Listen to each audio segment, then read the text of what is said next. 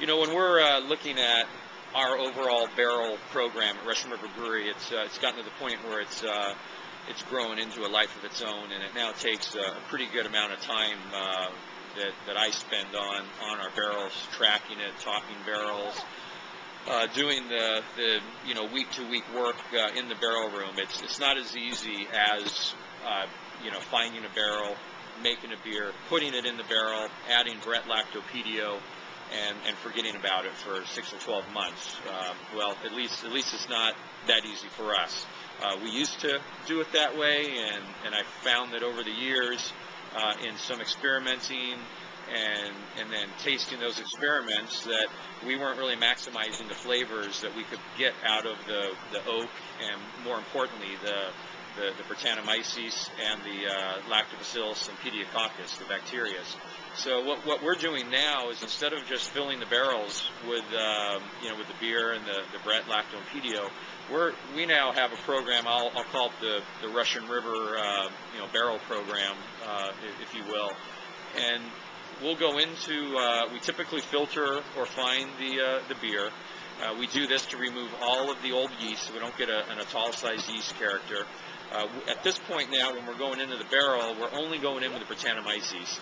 And the reason for this is that we found in the past that the Lacto and the Pedio would sometimes overtake the Brett too early on, and we wouldn't have as much of a Brett character as we wanted. We didn't get that really good funky character.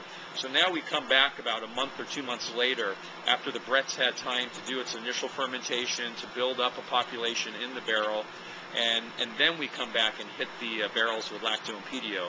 And we do this by topping the barrels. So when we fill the barrels initially with the base beer and the Brett, we're typically leaving about 2 to 5 gallons of headspace in the top of the barrel with a fermentation lock bung. And then a month or two later, we come back and top the barrels with some sort of Brettanomyces, Lactobacillus, and Pediococcus mix.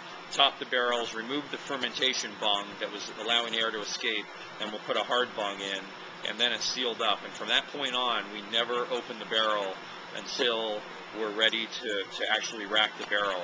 And to pull samples, we've got a nail, stainless steel nail, drilled into the head of the barrels to be able to pull that out, get the sample, and then put the nail back in, but we're never disturbing the pellicle. But I think what's important here is to think beyond just adding Lacto, Pedio, Brett all together. Think about maybe doing the Brett early, and then come in with some of the other bacterias or what have you. Almost in the way that in Belgium with the Lambic beers, there's this natural process of the yeast and the bacteria is kind of working in sync and in harmony. They're not all working at once. One's working, and then that one goes dormant, and then another one peaks up. And in the end, you end up with this beautiful beer that we all know and love called Lambic.